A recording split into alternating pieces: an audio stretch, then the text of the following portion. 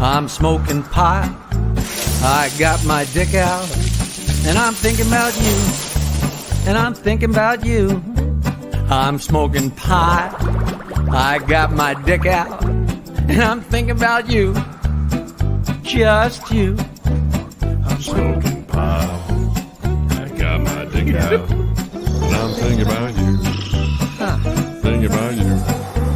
I'm driving along, I'm singing a song, and I got my dick out, and I'm thinking about you, I drank a six-pack, I took my pants off, oh, I love you, I love you, Smoking pot.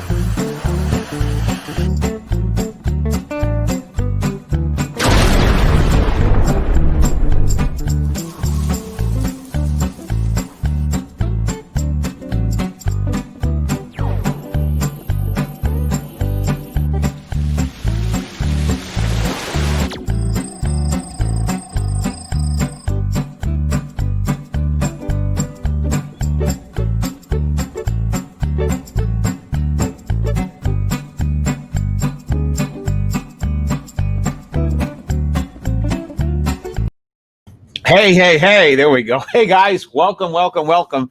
It is September 3rd, 8 o'clock, and welcome to Stump The Joke Men. This is like episode number 15, I think. We have to go check it out and take a look. I am super excited here tonight because I'm happy to be here telling jokes and having fun, and we have the great Jakie, the Joke Man Martling, coming on in just a moment. And we're going to give out a couple links. If you guys do want to come in, feel free. We'll give you a link. You can actually come in, and there's video and audio, which will bring you into our space and let you tell a joke. And if you tell us a good joke and it stumps us, we'll be more than happy to send you a prize. Hopefully we'll let Jakie send you the prize. You don't want my prize. You want his t-shirts, not mine. So, and more importantly, you can say, leave us some chats and thumbs up and likes and all that kind of stuff and let us know what you think. And tonight we have a special segment as well called Guess the Celebrity. If you guess 5 in a row, we'll give you a prize. Perfecto. And with that away, here is my friend who looks kind of like Peter Gabriel at a concert at Jones Beach. It's the wonderful Jakie, the Joke Man Martling. Here we go. Where are you? There you go. It will be a really exciting version of Guess the Celebrity because half the pictures I sent you, I have no idea. A couple of them were me and I didn't even know it. So, well, you look different now. You look much different. Well, I went down on it and came up with it. You're looking, well, you're better off staying down on it. I can smell it from here. How are you, Jakie? Everything is very good. I've been doing way too many podcasts, but I'm, having fun. I did a bunch of Midwest podcasts and the guys are great, and I just yak, and I just don't know how to shut up. I really don't. It's all good. You're verbal. You're a verbal guy. You're not. Nobody's looking at you to see what your biceps look at. We want to hear the dick jokes. But when we don't see anybody. The poor mailman. I go down to the post office. I come walking in, they run to the back because they know I'm going to yak and tell jokes. And you just. I do these cameo.com things, and it's like methadone to tell a few jokes and get a few laughs. I'm like, it's really fun. It's funny too. I was doing a gig the other night, and a guy said to me, comedy is in short supply now. That's what he said to me after the show. He goes, this is really refreshing because comedy's been in short supply. And it's not that it's in short supply. It's that people have been indoors and holding back, and there's not open venues for people to laugh at. I was told from the reason why New Jersey wasn't allowed to have comedy clubs and New York was because music was okay because you could sit there and play music. But when you laugh, you go, ha, ha, ha. It comes out of you. Not to mention people singing along. I mean, I understand that nobody knows what's going on. So nobody knows what to do. One more,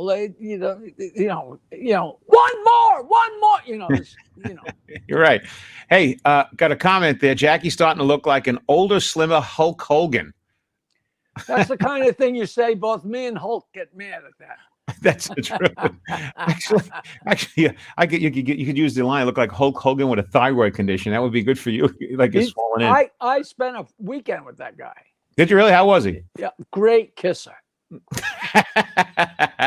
You threw me off. I didn't see it coming. All right, good No, for you. no, I did. I didn't. He really was. I mean, He was a good we kisser. were lonely. There was nobody else. We were a good 8 or 9 minutes away from Holy New York shit. City. Taking a pinky on that guy must be like a fist, huh? Oh my God, my God, my God.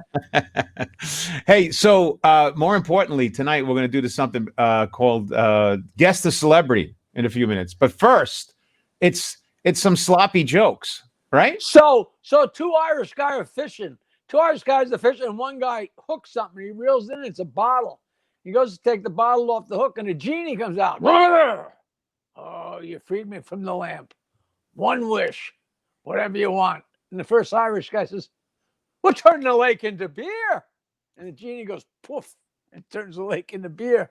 And the first Irish guy says to the second Irish guy, "So what do you think?" He says, "I think you're an asshole. Now we've got to piss in the boat."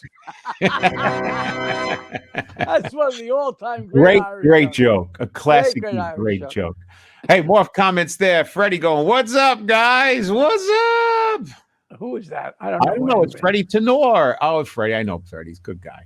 Hey, all these people we know. And Brian K is out there. My last date said the same thing. Thank you, Brian. Jesus. Hey, speaking of which, this is interesting too. I noticed that you are doing a lot of podcasts, and you sent me over the jokes that you put, those 1, 2, 3, punch, punch, punch, bang, bang, bang, that you're doing with Feldman are fantastic. I don't know if everyone else has been able to see these. You've been sending them to me. They're awesome. I send them around to people. I got to learn how to load them onto. The only way I know how to load them onto YouTube is to attach them to a whole bunch of pictures. And I've got like 5 of them on my website. And, I should have you put them up because it's real simple. It's jokeland.com/ and then it's JDO1, JDO2, JDO3. And it's great because it's like pictures, like all those Stern Show pictures and my old pictures that have nothing to do with anything, but it's just video that's going while the jokes are flying. And it's like, they're really great. I'll send you a couple of those. Maybe we can put those up. I love them. We could actually play one of them here on the air if you want. We could do it live. Let's do it live. Yeah, go ahead. Next week, I promise you we'll have that ready. Have a question here from Joey Pizzella going, "Hey, what jokes did Jackie write for Rodney?" I was just talking to a guy about this because I did a podcast, and the guy said, "What's the whole deal with Rodney and the pay for jokes and stuff?" And I said, "Well, there were a bunch of jokes that I wrote or sent him. You don't write them. Some of them are just recycled stuff, and that I didn't get paid for. And some of the ones I didn't get paid for was one that I wrote was my daughter. She's another beauty. High school biology. Everybody else was dissecting frogs. She was opening flies." It was a perfect joke. That's a great joke. It's funny when you write a joke for another comic. I've done this too. You write a couple jokes. You say it in the mind. You're writing in the mind of the person. Yeah, and that's how. Well, I got binders of stuff that I put together for him that you don't write. You just go looking for what fits, which is what comedy writers do. One of the ones was, I know I'm getting old. My last birthday cake looked like a prairie fire. It was great. And I'll tell you, the last time I did cocaine, I had some very, what was it? We're pulling it from the fly here. Yeah. Hey, you never heard this before, Jackie? There you go. That's very sweet. Very sweet. You know John Piazza in Long Island, don't you? Yeah, no, but I'll pretend I do. Oh, another Rodney one. I went to the store and I told the guy I wanted to buy some rat poison. He said, "You want me to wrap it up or are you going to eat it here?" It was a real Rodney jokes, It's got the Rodney, yes. But the point is that I was saying that most people, when you write material for other people, you have to write it from the mind of that person, which is so difficult to do. You have to get in their space, and not everyone. The easiest person in the world to do that for was Rodney because he's so defined. So defined as the character, yeah. Yeah, I know I've been drinking, Johnny. Yeah, I'll tell you one thing. It's good to be back in men's clothes. Right. Which is great. And she was so fat, she got on a scale. A little card came out and said, "Hey, one at a time." And what's beautiful about all that humor is it's concise. It's like small, Bing, bang. Just bing, bang. That's exactly how I like it, I totally love it. Now, tonight we have a really weird theme. And I was thinking about this earlier today because I didn't get to prepare a lot for this because I've been busy. And suddenly I noticed that our theme tonight was supposed to be gooey fluids. And I have that here. We have gooey fluids. Was your title, by the way. Hey, Now, what's green? What's green and goes backwards? green and goes back, gonorrhea. I don't know. What's green? What's green and sings? Green and sings. Hit me. Frank Sinatra. Okay, that's green and gooey jokes. I like that. That's Green and good. gooey. You know. How about this? They say that pineapple juice makes your cum taste better, but for me, it just ruins the pineapple juice. That's good. I like that. You could have it. You could have it. The girl says to her friend, "How many calories are there in sperm?" The other girl says, "Listen, if you're swallowing that much, I'm sure nobody's going to give a fuck if you're a little chubby." That's a great joke. Great. Again, where do you do these jokes? Unless you're at a men's club at a bar. I mean, where are you really doing Well, them? you do them on stage and then you never get gigs. That's been my plan for 40 years. Hey. It seems to be working out, you know. Question. So today, a couple of weeks ago, because we spoke about this weeks and weeks ago about you had done a comedy special back in the day called The Dirty Dozen. Back in the day, a while back. And Comedy's dirtiest dozen. I got my SAG card for doing that. was you really great show? I watched it back, I don't know, when I had COVID in March, I watched it. So it's in my YouTube kind of thing, you know. And all of a sudden, yesterday morning, in my YouTube stream comes up a feed of Otto and George. And I'm like, oh, this is going to be great. And I play it. And what it is him on the Morton Downey show in the late 80s, early 90s. With me. And you're sitting on the couch because you must have been promoting that show because next to you was the guys from The Dirty Dozen. You remember this? Well, what it was it just was a coincidence. There was a guy from The Dirty. The theme that Mort's producer wanted to do was being dirty versus being clean. So it was a debate between dirty comedians and 3 or 4 clean comedians. So the clean comedians were like, this is a great story. Freddie Roman, a guy named oh God, I always have trouble thinking of his name. Another Fryer, you know, like one of those. It wasn't Vic Arnell. Well, wait a minute. The producer of I watched this only clip. It was like a 3-minute clip because Otto just did his act and they booed and then they liked him and you were sitting on the couch with some long-haired guy from the 70s. But the producer was a Fryer who then went on to do Comedy Tonight. Bill Boggs. Was that the right. He might have put it together. Yes. But this I got to think of the guy's name. It wasn't Don Geronimo. It was Don. But what's really funny is I sell dirty records, right? Right. I tell jokes and put them on put them on records, and dirty jokes, and people like these albums. There were 3 or 4 Fryers that their argument was like, why you got to be dirty? There's no reason to be dirty. It was Freddie Roman and maybe Stewie, whatever. But this guy, Don, was one of them, right? Okay.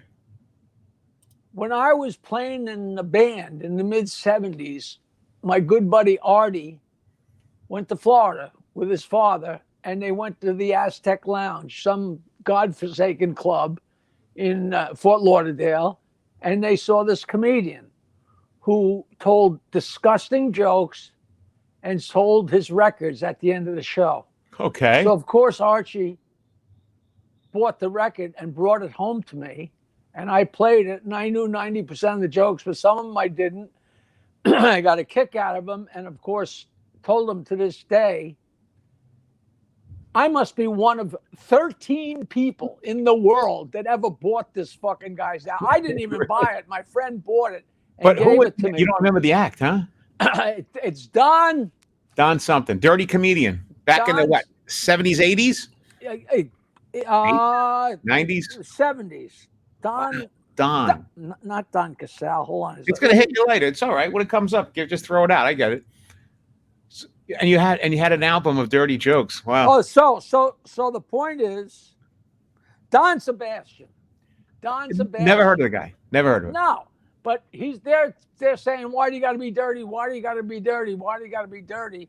And meanwhile, I got this guy's disgusting album, and I said, "I got one." Oh, and Mort said, "Go ahead and be dirty as you want, because we're just going to bleep it when we They air did. it." They I don't. bleeped that. I don't know if they ever even aired it. I didn't see your set. I only saw Otto's. But I don't think we even really did sets. Maybe we each did a few minutes or something, but for the most part, it was supposed to be a debate about why do you got to be dirty, why do you got to be clean. Yeah. And I said, Don, I got a question for you.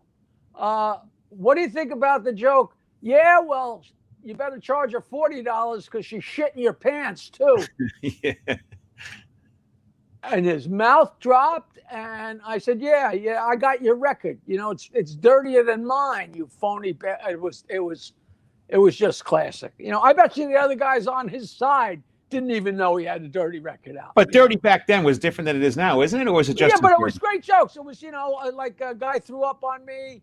Well, Yeah. you know, tell your wife that a drunk threw up on you and he gave you $20 to get your suit clean, and she says, "Well, you should have got $40 from him because he's shitting your pants too." Right, that kind of. So it wasn't. But you know, has dirty. Let me ask you that: Has dirty? I mean, this is not an interview, but has dirty changed? Do you think between the '70s to 2020, has it really changed? What dirty is what's dirty to who? Yeah, I you're right. think what's dirty to dirty. It's not as dirty to. If you take 10 people that thought a certain joke was dirty. In 1970, 3 people might have thought it was especially dirty. In 1980, 6 of them might have thought, you know, like in 2020, because it just the whole thing moves, you know. Yeah. It's so subjective, you know. What's dirty? You know, I tell the whole story. I love the story about the guy that told me a joke that's too dirty for my act because it slows up the whole show. But I can tell it on radio. And I could tell it to a 5-year-old. I don't do anything on stage that'll slow up the show. If you tell like a Jesus Christ joke, yeah, even if it gets a laugh, yeah, people they take a breath and they think about if they're going to get hit by lightning. I'm exaggerating, but if it throws off your rhythm, and if you tell a certain joke that's so disgusting that people are like, oh, and they're thinking about it, and they miss the next setup, they're out of your rhythm. And this is one of those jokes, so it's too dirty for my act. But you can tell it to a 5-year-old. It's the joke. The lady says, "Doc, I've got diarrhea. Can I take a bath?" And he says, "If you got enough." Which is just so disgusting. That slows down your show, though. That slows it down. Well, yeah, because people are like, oh, and they think about it for a second, you know. Right. I get you. I have jokes like that in my show too. But sometimes as a comic, I also consider it to be like you're driving flying a plane or driving a train, and you sometimes purposely slow the show down. Oh no! Speed it back up. Absolutely. Right? I absolutely do that. You know, you gotta build in some breathing room and tell a nice long joke and fool around. Right. You know.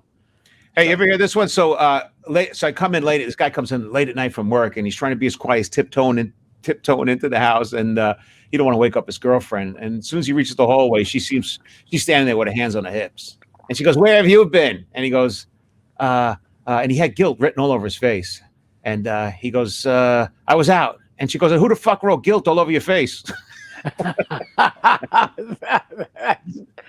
That's ridiculous. I like the guy who comes home drunk, and his shirt tail's hanging out, and he's stumbling in, and his wife says, "Where you been?" He says, I was out bowling with the guys." She says, "How do you explain the lipstick on your shirt tail?" He says, "Easy. I used it to wipe off my cock." I didn't say that. I didn't see that direction. I thought it was another direction. I like it. It hooked me. Hey, let's pull up some of the celebrities. Right. I want to see if you know any of them. I hope I will. By the way, I have to say, my friend is here. We were at your house one day. No Filter Ron. Here's F. Jackie. I love Ron. All right, so we'll bring up a couple of these shots. I got a bunch of pictures here, and we're going to play Guess the Celebrity. You guys tell us if you know who it is. If you get 5 in a row right in the chat, we'll send No, you. you know what? Why don't you just show rapid fire? 1, 2, 3, 4, 5. Okay. And all somebody has to do is know 2 of them. Sounds All like a I gotta plan. do is know 2 of them. Just 2? Yeah. Wow. You're very Well, great. And then if it's too easy, I don't mind giving away some shirts. You're very gracious. You're very gracious. Oh, I love giving stuff away. Here they come. 1, 2, 3, 4, and 5. Okay. 5. I give you 5. 5.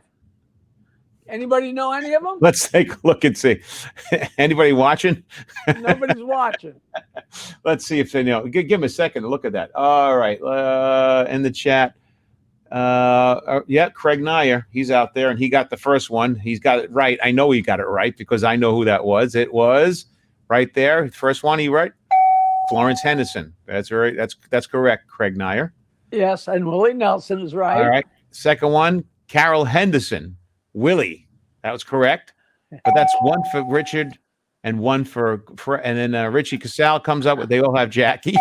That's good. You win. That was clever. Casal wins. Anthony Paletto, Willie Nelson, we got that one. Leland Best, who's my friend, and Florence Henderson and Willie Nelson. There's 2. He got 2 in a That's row. all they're getting. They're all right. We'll reward them.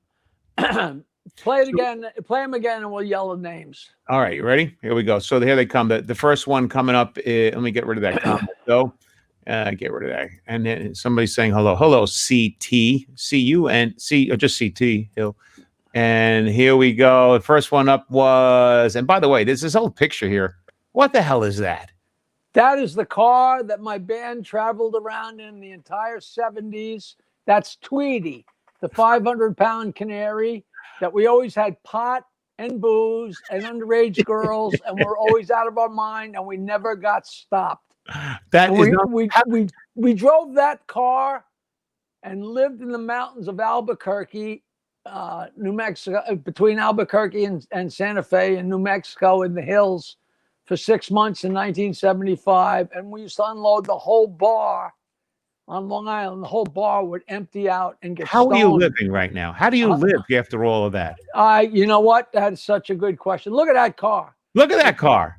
You know, the back, the flap opened up. You know, completely opened up because they used to have to load bodies in there, and the whole thing was emptied out and was just, not mattress, but like foam and rugs. It was, it just unreal, just an unreal car. I think I saw that at a protest in Seattle the other day, and there's another one here. That's how the door opens up, and that's how we opened up. I'll take the door. The other one's a dirty crack.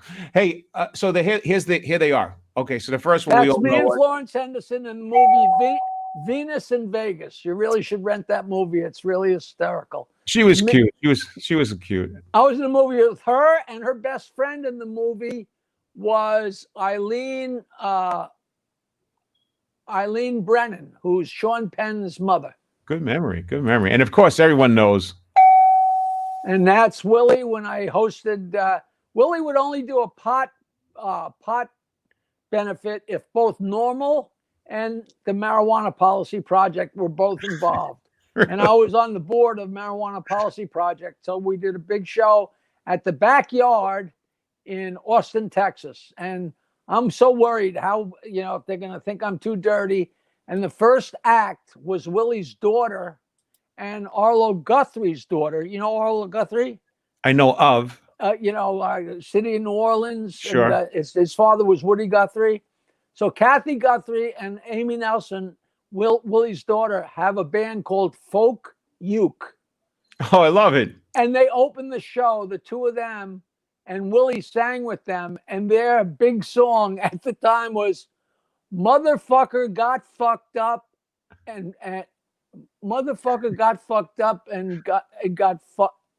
Motherfucker fucked up and got fucked up. So there's like 8 motherfuckers in the title. I said, well, I guess they can handle me, Absolutely. And that was the chorus. So Willie and Kathy Guthrie and Amy Nelson, motherfucker, got fucked up. And it's just so Can great. you follow it? That's so dirty. Oh. Can you follow it? So great. So And he's this one, Jackie. that is. Did you ever drive into Brooklyn, in or out of Brooklyn, and the big green sign say "Forget about it"? Oh yeah, used to be on the Bell Parkway. I think they took him down. I know. Well, Yeah. that's when Marty was the borough president. He was the guy who put that Wait up. a minute, Marty. What is that, Marty? That's Marty Markowitz, the borough president of Brooklyn, and this is at the Hippie Fest that was in Coney Island with like Melanie and the Rascals and the Turtles and Mitch Ryder, and I co-hosted it with a guy named Wavy Gravy. Do you have any idea who that is? Yes. That's the guy at Woodstock that says, "When we have in line, That's right. That's right. For 400,000." And I met Marty Markowitz. There was a fundraiser at Gargiulo's with Mikey Sausage. We went and had dinner and there was a big fundraiser for this guy. I think he lost the last one or whatever. He's thinner now. He looked thinner than this. No. I think he dropped out. But he's a great guy. A very good friend of my friend Toby Ludwig. And I hung out with a guy. You know that guy? No, I don't. That's Leslie West from Mountain. I didn't recognize it. You're right. Yeah. Mississippi Queen. Mississippi Queen. And the last one of that 5 was. That is Frankie C. Never heard of him. The first time I was ever on Joey Reynolds' show. Love Joey Reynolds. They brought in food, and it was shrimp and.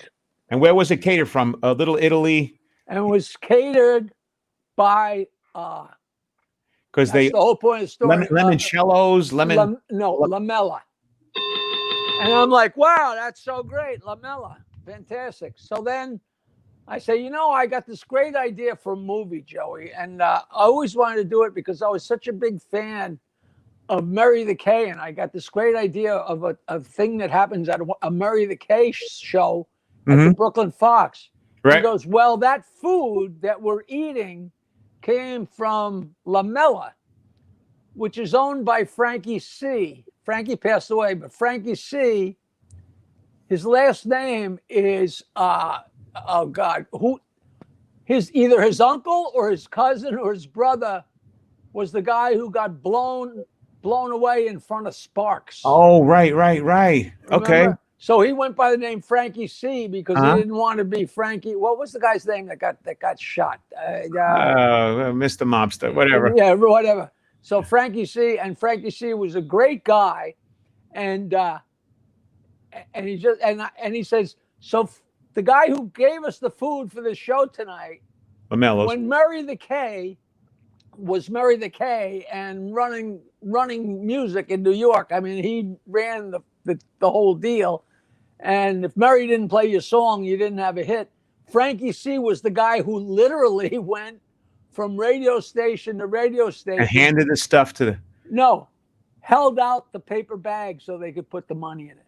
Get out of here. And meanwhile, I come down, I walk out on the veranda. That picture is in Cannes, the Cannes Film Festival. I walk out the veranda and I go, Frankie, what the fuck are you doing here? He said, what do you mean, what am I doing here? What the fuck are you doing here? I said, we got to take a picture.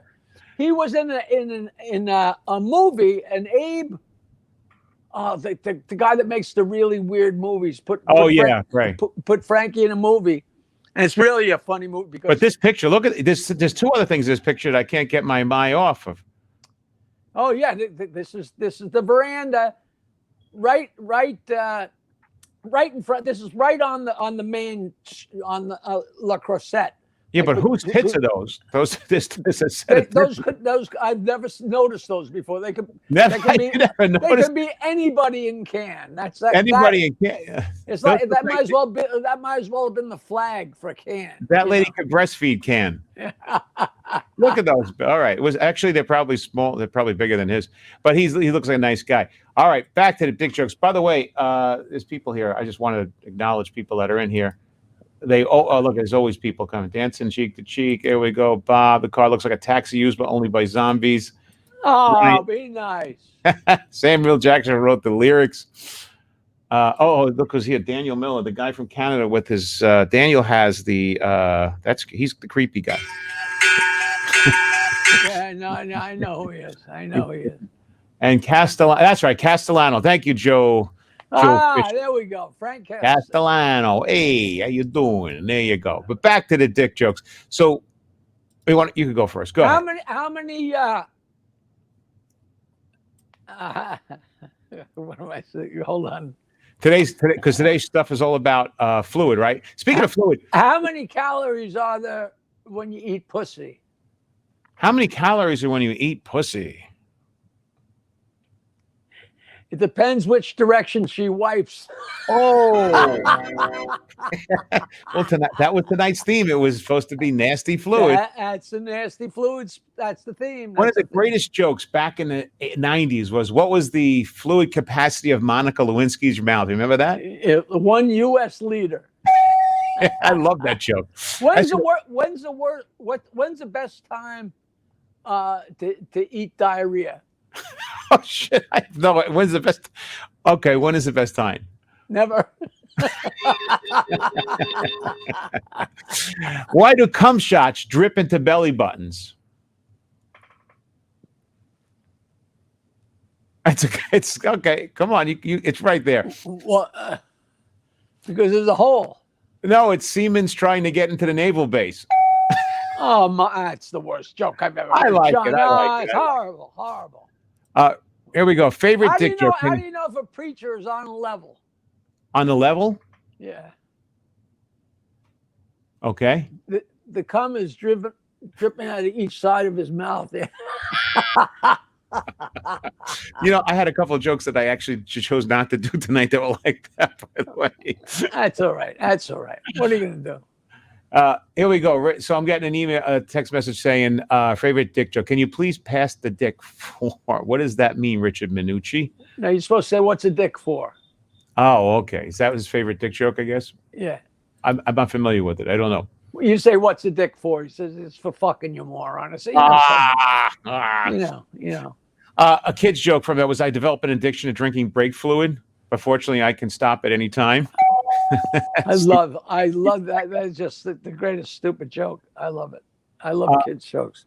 My grandfather told me I never wanted to live in a vegetative state. So, he didn't want to be dependent on a machine with fluids from a bottle. So I unplugged his computer and threw out his bourbon.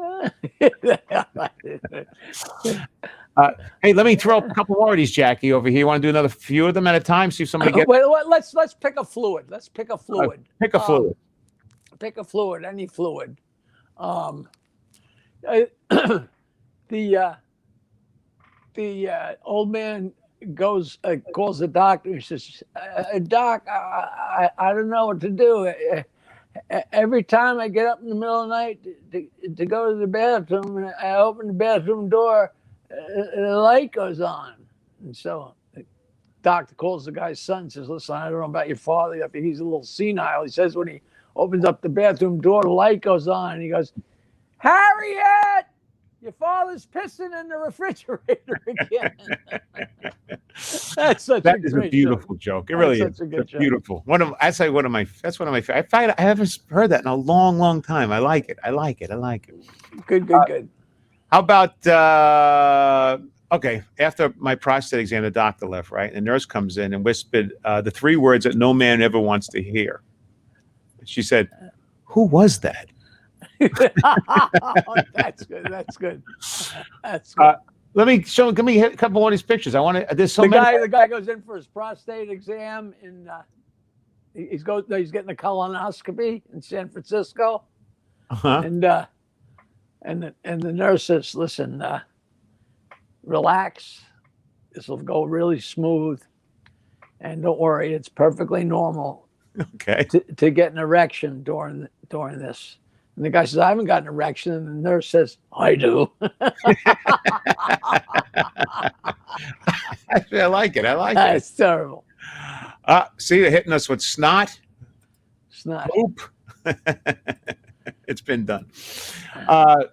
Let me hit one of these pictures, Jackie. You ready? So here we go. Hit a couple in a row here. Ready? Yeah. This one, and I think, well, let's see. Here we go. This one is, and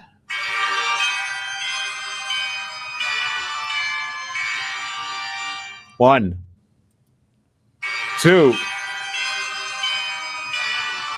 3, 4, and I'll give you a 5th. Hilarious. Okay. So let's see. We'll see. I just got in a few moments ago. They said to me, "Hey, you didn't give us enough chance to look at them and make run through them again a little slower. Little slow. Oh, a little slower. Who's out there? Alabama. Here we go. Number 1. Great comic. Been around a long time. Everybody loves him. Another great comic. Been around a long time. Everybody loves him. Actually, he's not doing comedy now. One of my favorites. I don't know. And there you go. He's great. Sings as well. And last one here. I gave an extra one in there. Okay. So let's see if anybody goes. Well, let me look in the chat and see. Everybody. Okay. See, this is really, everyone is actually hitting it up right all over. It's fun, right? Yeah, it is actually fun. Look at this. My friend Ricky goes. There you go. They all have Jackie in it again. Thank you. You're an asshole. All right. So Craig Naya goes. First one. There it is. Drew Carey. Correct. Second one up. Craig Naya goes. Kreskin. Correct. This guy knows entertainment. I don't know how it happened. Third one. Anthony Paletto. Sinbad and Howard Stern. That was number 3. That's right. They were in there. Very good. Very good. Richard Minucci. Absolutely. Kreskin with the big glasses up there. Oh, you Kreskin. And Sinbad, Drew Carey, and Rosie. I didn't see Rosie. Hold on. I want to think who you mistake for Rosie. Maybe you thought that Mark Volman was Rosie. Well, it could be. Smaller penis. And last but not, okay. And Sinbad, Ryan Valentine, and Craig Sinbad. So let me go throw those through there real quick again. So yeah, that is Sinbad. He a great old friend. He actually was my middle act when I worked at Tampa. Get out of here. Worked Tampa at Giggles in 1985. That was one of those gigs where the guy got you all coked up the first 2 nights in a row, and then the third night he says, "You want to buy some cocaine?" So many guys did not come home with any money. I was like, "No, I don't buy cocaine. I do other people. I don't even like. I hardly ever did it." Just like the way it smells.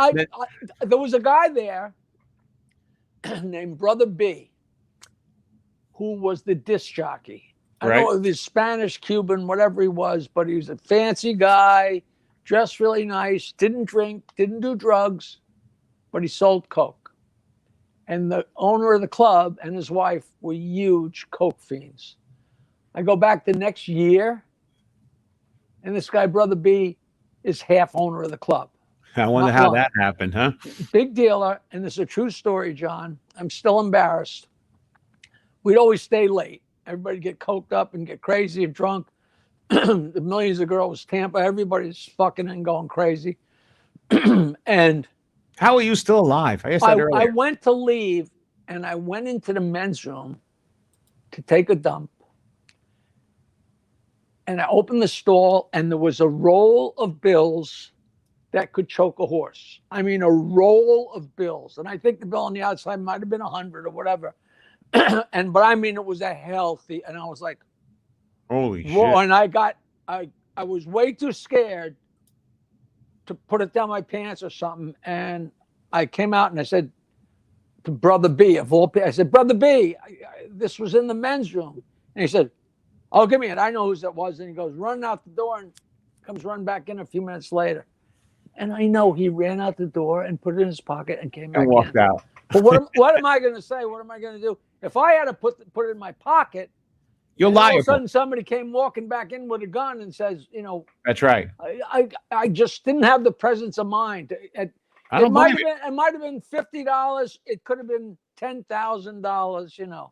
Yeah, Sinbad and me had so much fun, and we were fucking the same waitress, which was. But I never met Sinbad in all the years. I've never met this great good guy, real good guy. He just started out, and he was funny. He was huge, He's a great guy. Everyone seems like that. And then Drew, I met, and now Drew's not. I met actually. We spoke last week. You and I were in Vegas with Drew, and you guys were jamming that night. Oh yeah, he got up and played. He played trumpet.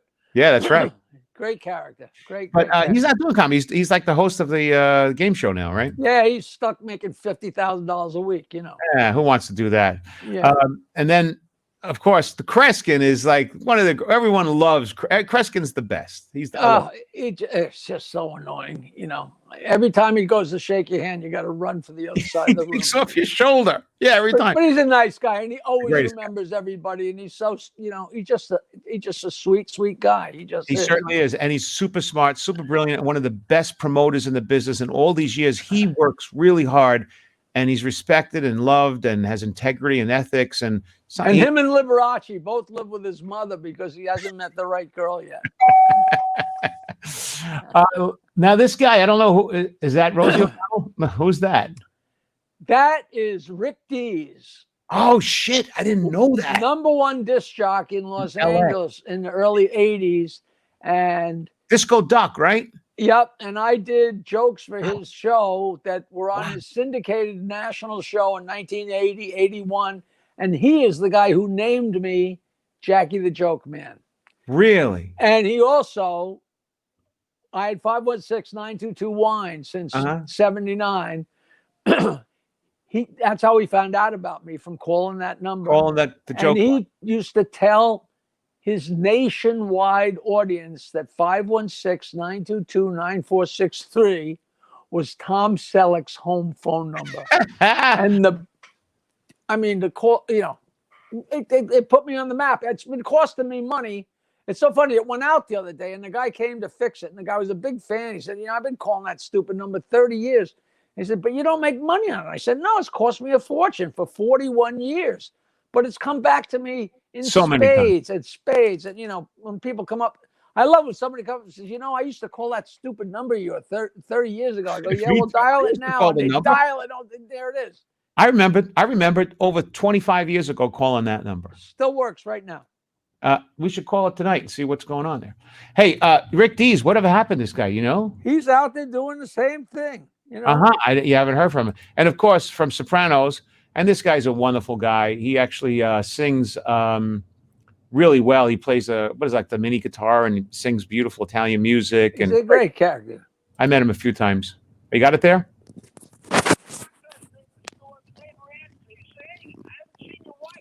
You can't hear it. I can hear. I can kind of faintly hear it. Faintly. So, who is this, Jakie? Down a little bit. Oh. The guy says, the bartender, I don't know what I'm going to do about my wife. She cheats during board games. The bartender says, is that really a big deal? He says, well, hell yeah. Last night, me and the kids were playing Monopoly, and she was in the garage blowing the gardener. That picture is Mark Volman from the Turtles. So happy together. Wow, I wouldn't have pulled that. And in the middle is Cousin Brucey. I didn't recognize that. I knew Brucey from the early 60s when he didn't have hair yet. Wow. And it's funny because in the comments here, people are all saying, let's see, they're saying Alan Thicke, and it's not Alan Thicke, is it? Where? No. Is he one of their pictures at all? No. Okay, so that was way off. Okay. They might think either Cousin Brucey is Alan Thicke, or they might have thought Rick Dees was Alan Thicke. Okay. Yeah, there you go. And they would think it was Alan Thicke. There you go. And last but not least, this is easy. This is Stern and you do a bit, I guess, on a telephone. No, that was Howard was I don't think it was a Jerry Lewis telethon. It was a New York Easter telethon for something. And he asked me to come, we had just met. And he said, why don't you come in and answer some phones, Get out of here. Really? Wow. Yeah. That's so bizarro. That's maybe 2 weeks after we met. That is so bizarro. I got another comment here too. Hey, great show. Both of you need to come to do my show. We'll be honored. Daniel Romano. I don't know about Daniel Romano's show, but no, I don't do shows if the last name ends in a vowel. that makes it a lot of people. I know. I just got an email today. Hey, come do my podcast, and it was signed Vinny. Vinny. And I wrote back, Vinny, who Vinny Pastore. I said, "Do you think you're the only Vinny? Just because you're a big fat fuck doesn't mean you're the only Vinny." You know. That's hilarious. Also, I'm getting here. Guys walk into a bar, ask for 2 hurricanes and a Corona. Oh, this is it'll be 2020. Okay, I never heard that. That's clever, Kurt. Good job. You know what? That's a pretty well crafted joke. It's That is. horrible. I mean, it's disgusting. I like it. I like it. Doesn't have to. Wow. All doesn't. Sometimes it just has to fit, right? It's all good. Oh God. All right. Hurricanes in a 2020. That's great. How's this one, Jackie? My penis is so small that when I texted a naked picture of it to my family, all their phones at once, they all got arrested for child porn. Uh, All right, let's get back to the fluid. How about this? How can you always tell when women are having an orgasm in bed? Who cares? No, it's when the walls of paper fit in between me and my neighbor. Jesus, that's terrible. Yeah, that's the truth. Did you ever see that? The great movie, The Mighty Wind, when Levy, what's his name? Levy is no. Eugene Levy's wife is fucking the guy, one of the other band members, in the next room, and the motel wall was literally paper thin, and she's screaming. And I mean, you just lived through. Anytime you ever had somebody cheat on you, you just lived through. Oh God, it was so painful. So But much how fun. are you still alive? How are you still looking at your past? You're doing coke and drinking and living on the road. No, I gave you the wrong impression. I didn't do it. I did coke if somebody offered it. I But you never weren't bought it. I never chased it. You know, You're if very there was lucky. You don't something. have an addictive personality, do you? I am super addicted to anything. Yes. But just not that, because somehow in my mind I'm smart enough to know that that's too crazy, because you But do a even little and all you want to do is do more. You know, But even then, yeah, I'll drink. I will drink, or not anymore, but I used to just drink until I fell down, and that made perfect sense to me. But why somebody would take $20 and go put it on the window and say, "This is on horse number 7," escapes me. You know, Right. just the vices pick you and choose you. You know, it's fun. what about gambling in like a casino, Jackie? You ever go? You know, we went with the Stern Show to Atlantic City one time. Yeah. And we got down there, and they hadn't done the right amounts of reservations, and they didn't have any rooms left. And the guy said, the only way you can get a room is if you gamble enough that you get a comp room. Really? So me and Nancy sat there and played $75 a hand blackjack. We were ahead like $2,500. Mhm. And the guy comes over and says, and it's not whether you win or lose, it's how long you play How long you play? Yeah. and how much you play. Like Mhm. if you gamble for big amounts for long enough, they got some kind of, I don't know how it works, but they said you've earned your comp room. So it's like 11:30, 12 o'clock or something. We said, well, we flew down that day. It was a long story. They screwed us up. We didn't have a reservation. Me and Nancy were way behind the curve. So we go back to our room, and it's midnight. And we turn on the TV, and we looked at each other and said, we're in fucking Atlantic City. And we're in bed watching TV. So we went downstairs and gambled till we lost the $2,500. And then we went to bed. You know? And right then I said, you know what? There is no winning. If you lose, you spend more and more and more and more till you lose all your money. Or if you win, you play until there's not. I tell people the only way to win in Las Vegas is if you hit one of those slot machines as you're walking out to go onto the plane. Because they have the slot machines right in the waiting area there. They do. You hit the slot machine and get on the plane, Years ago, I was at the Riviera Casino working for Shrippa back in the day, and who knows, Right. what it was, 20 years ago, whatever. And I remember I was down, this is when you used to go eat downstairs in the cafeteria of the Riviera when it was okay. I mean, it was never good.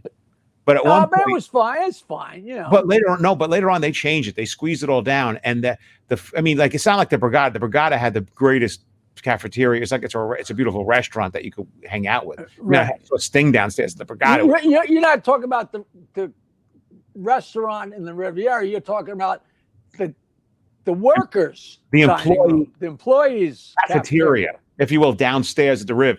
So I was down there, like, I don't know, when I first started working the Riv, and I go downstairs and I'm talking to a dealer. I'm just sitting there. He goes, "Oh, you're the comedian? Tell me a joke." And we're talking. And he goes, I said, "Listen, does anybody ever win in this place?" Nobody ever. Everyone's walking out unhappy. And he goes, "Listen, there's this one machine. They move the machines around. This one machine's been hitting on the Wheel of Fortune machine." I said, "Okay." He says, "Don't say I said anything. I'm not allowed to say that." So I go upstairs and I go in the corner. I put $100 in this thing. I start playing it and playing it and playing it. I won $1,000 that day after playing it. Next day, I went hit it again. Every day, I won like several $1,000s off of one machine. I kept hitting it day after day after day. And by the time, because you're playing it a long time to get that 1,000 to come back out, and they come over and they hand you the money, ding, ding, ding. The whole thing goes on. I felt like this is the greatest thing in the world. And at the end of the week, at 6-7 days of being at the Riv, I had enough comps for tickets to every show 2-3 times a night, food 3-4 days, 3 nights, free rooms, all this stuff. And I was leaving. I couldn't use it. Right. There was a comedian, a magician, and his girlfriend came in who I met, and they would tell me, "Oh yeah, we're broke. Things are going bad." And I said, "Listen, I have a whole week worth of comps here. Here's 3 meals a day and a week of rooms at the River." They took it. I left. I didn't keep all that money either, by the way, but it was cool. So there is a way to win if you kind of got like a little insight of what's going on. That's fucking right. I worked so many gigs where I never stayed over. I would always drive home, and people would get me a room, and I'd go there and sleep in the afternoon after the show, and then go do the gig. I must have given my hotel key to 10, 20 different couples. Like, "Hey, you guys a couple? Why don't you go spend the night in a motel or in a hotel?" Even if they were married or whatever, it's a fun thing to go out and stay in in a hotel, and it was always fun. It was, and another thing's weird too is I've gone into gigs. I don't know if you've done this, but somebody books you on the road, and it's like, "All right, here you're going to go to Pennsylvania tonight and do a gig." So, and then you got a hotel room, so you don't want to screw up the hotel room for other people. So I'll go drive 5 hours. I'll do the gig. I'll check into the hotel room. I'll mess up the bed and I leave. Yeah, because you don't want them to say the guy didn't use it, and then the next guy doesn't get. That's right. I went to Amsterdam. Yeah, this is not even a comedy show. We're turning into like whole storytelling. So we went to Amsterdam, me and Nancy, and Amsterdam's great. Some places you drink, some places you smoke pot, and some places you can do both. And they're 3 very distinct type places. And there was this one place called the Greenhouse or the Green something. And there were a couple of them, like 2 or 3 of them. But this was the main one right near the Central Station. And it was right now, we stayed at the Amsterdam Grand, which was the old county seat from 1400. Unbelievable. And it's like the night before we're going to leave. And the guy comes up and says, "You're the guy from the Howard Stern show." And I said, "Yeah, how you doing?" And it was the owner. And he said, "Well," he gives me a big fucking bag of pot. And we're leaving. What am I going to do? And Kelly Rogers, do you know who he is? No. Comedian Kelly Rogers. He was working in Amsterdam, but he was home in New York that weekend. And I ditched the pot down in the ivy next to the entrance to the hotel, and then sent him an email and said, "Kelly, right in front of the, if you go through the thing and down on the right, buried in the ivy is a big bag of pot. I couldn't bring it home." So he went looking for it, and he sends me an email, "You're so full of shit. I must have looked like an idiot burrowing through there." I said, "No, you moron. I'm not lying. Go back." And then I got a fucking email with letters this big. "Found it." That was so great. The same thing. I got the pot the day before we're leaving. I said, "Where were you a week ago?" Did you ever think that this pot deal would be coming to the way it is today, where it went from like you couldn't do it, there's people in jail for it, and now today it's like becoming like it's everywhere. It's become, it's like it's almost a 7-Eleven now. I've been friends with the guys from High Times forever. I hosted the first High Times Stonies Award. That was ahead of your time. Instead of Grammys or Emmys, there you have the Stonies. If you did anything in a song or a movie that had anything to do with pot, if somebody even mentioned rolling papers, you were in the running to win. And so I hosted the first annual Stonies. This is a true story. And 4 years later, I went to the second annual. So meanwhile, times got hard, and High Times, the magazine, went down to where it was almost a pamphlet. Right. Now that magazine is as On thick as fire. Penthouse, and they are fighting people away that want to buy ads, and it went corporate, and it's Now it's smoking. nobody could have ever guessed it's smoking. It was so crazy, so crazy. The whole got a world's smoking pot. Comment. Yeah, you're right. Comment. My husband went to AC, was gambling, and finally went over to a machine to put $1, and he noticed that the person before him forgot to take out the money, about $75. He took it out, then came over to me and said, "I'm done gambling." Eh. You know about the blonde? No. What's the best thing about fingering a gypsy on a period? You get your palm read for free. That's cleverly put together. I will take that one. I take it. Yeah. You know, that's Dirty Johnny who is with Dirty Susie, and Susie's having her first period. She lifts up her skirt and says, "Look, John." He says, "Susie, I'm no doctor, but it sure looks like somebody ripped your cock off." So a guy runs into an old friend in Atlantic City. He says, "What are you doing?" He says, "Oh, I just got $1,000 in chips for my wife." He says, "Wow, what a great way to get gambling money." You know, there's a joke just like that. What the hell was the joke? There's a Loan me $500. My wife needs an operation. If your wife needs an operation, what are you gambling with? I got gambling money. my money. No, that wasn't the one I was thinking about either. There's another one. You know, one of my favorite ones. So over dinner, this guy's having dinner with his date, right? And she says, she goes, "So, you know, do you have any guilty pleasures?" And he goes, "Sure, but I'm too embarrassed to tell you." And she says, "Don't be shy. Tell me yours." You know, they're just dating. He goes, "All right, here it goes. You know, sometimes when I'm jerking off, I like to stick a couple of fingers up my ass. And if I'm feeling really kinky, I stick the whole fist in there." He goes, "Now tell me your guilty pleasures." She goes, "The Carpenters and Billy Joel." I love that. The guy meets the girl in the bar and he says, "How you doing?" She says, "I'm good." He says, "Want to fool around?" She says, "Yeah, but I'm a little kinky." He says, "I'm a little kinky myself." She says, "Come on, we'll go back to my place." Then go back to her place. She says, "I'll be right out." And she goes in her bedroom to get dressed, and she comes out dressed in leather. And she says, "Where are you going?" He says, "Well, I already fingered your cat and shit in your purse. I'm leaving." I didn't know you were going there. I thought you were going to the shitting on the chest joke. I thought you were going that direction. I know. How about this? What's a downside? I'm getting this now. They're getting nasty. It's getting nasty. I'm thinking this is nasty. What's the downside of coming on the face of a girl that you like? That she's not wife material. And having to clean off the monitor. Oh, Jesus. Oh, Jesus. Oh, Jesus. Oh, Jesus.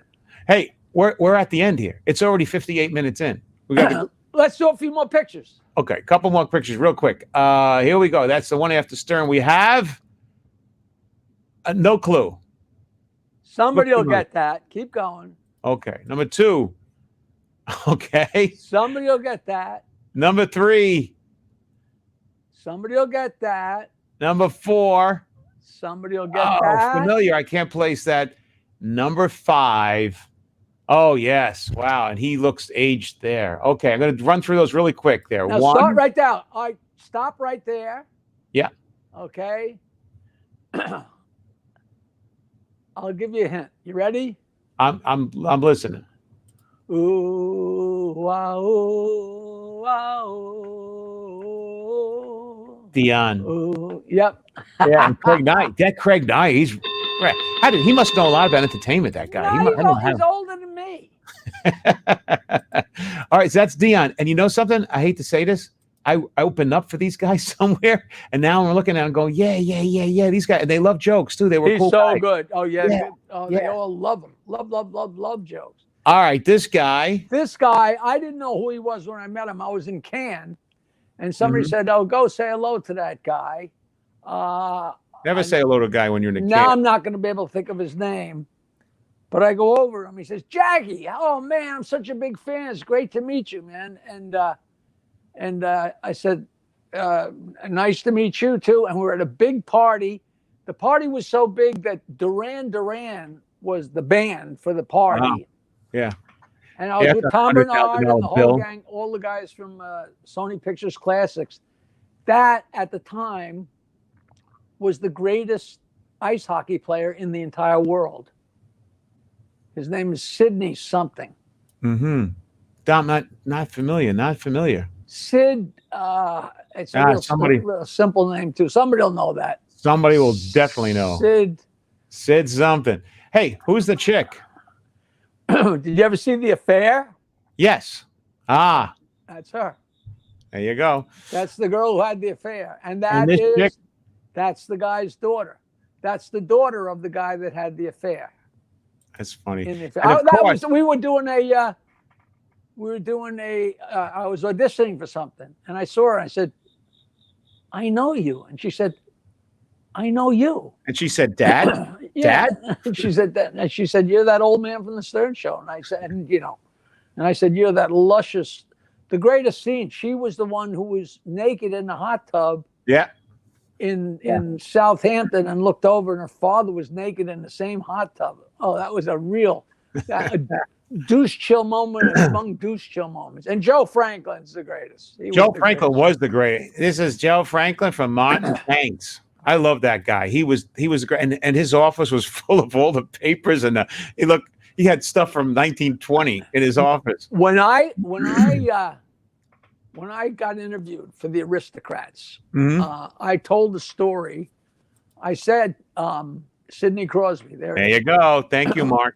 I said to Provenza and Gillette, I said, whenever I tell the Aristocrats, I always imagine that the agent is an agent with an office exactly like Joe Franklin's. Okay. Yeah. And when I told that in the Aristocrats, they actually cut to Joe's office, which is surreal, right? Surreal. I was sitting next to Joe at the Directors Guild at a screening of the Aristocrats when they first screened it in Manhattan.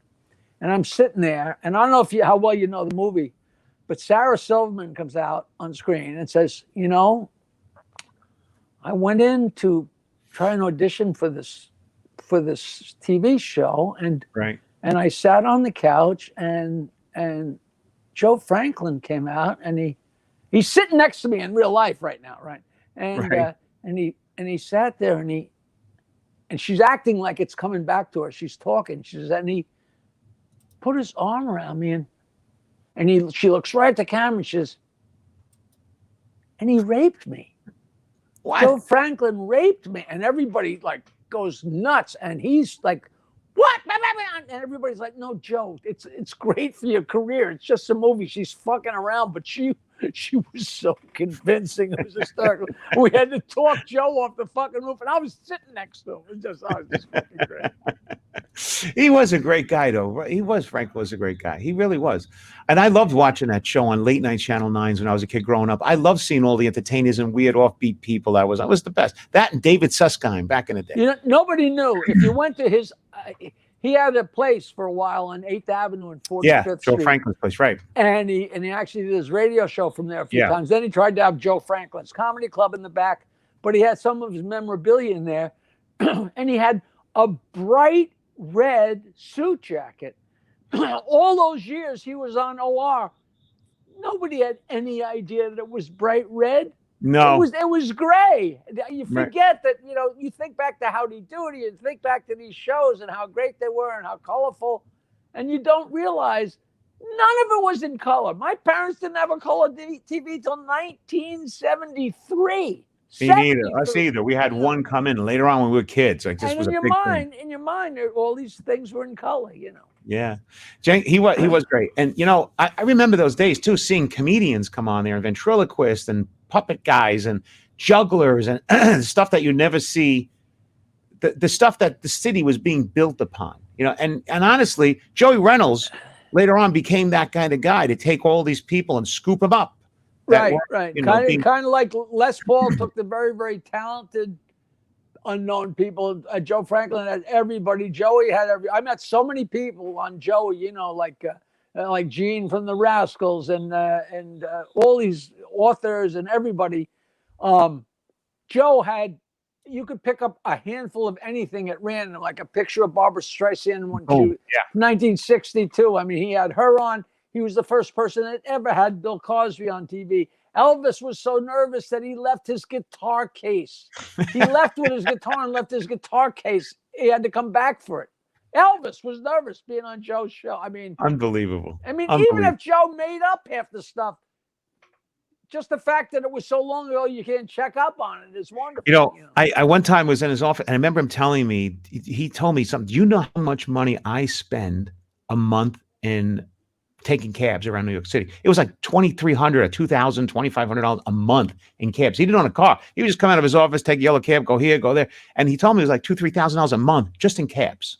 Which is, think about that. That guy, and even an older age, he was blowing $500 a week just getting around town. Oh, but he was everywhere. I lived on 56 and 8th, and so often I'd be walking down 8th Avenue, and here's this he's always alone, and there's this little tiny man. Hey, Joe, and it'll take him a second to recognize you. He was just a super cat. Me and him were in a movie together.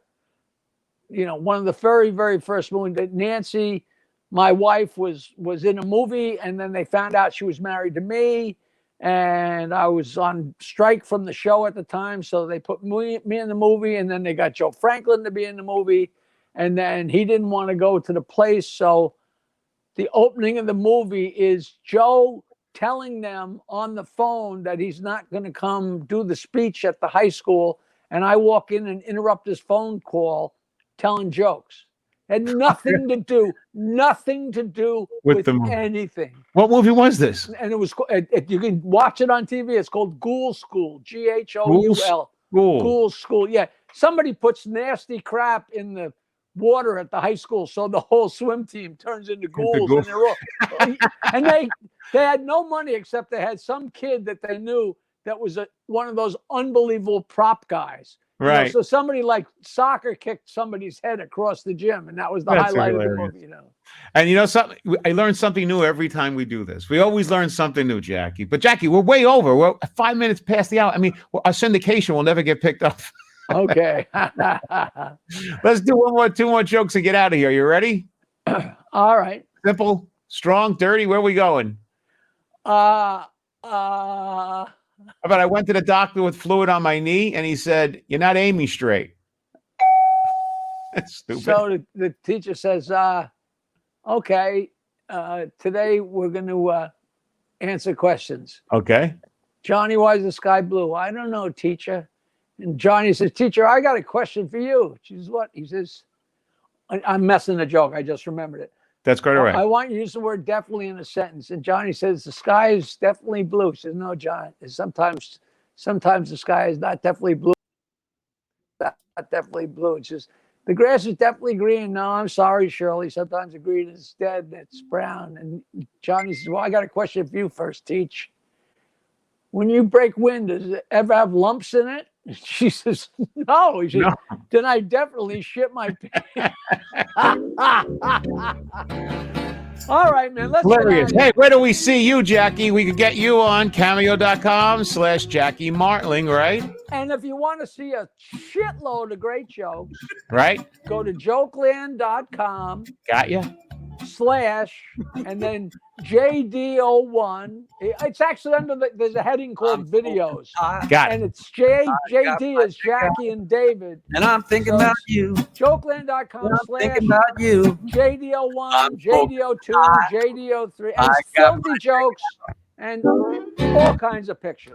Got it. Next week. And see you next week. Thank you, Jackie. See me. I'm at JPZ.com, JPZENT. If you guys having a good time, you know what to do. Thumbs up on YouTube and share and tell us what you want to hear more about. Music by Ben Sound. Thank you, Johnny. Thanks, Johnny. Stay well. Johnny. Jackie. Ciao for now. I'm smoking pot. That was too much fun, guys. All right, we're out of here. See you guys next week.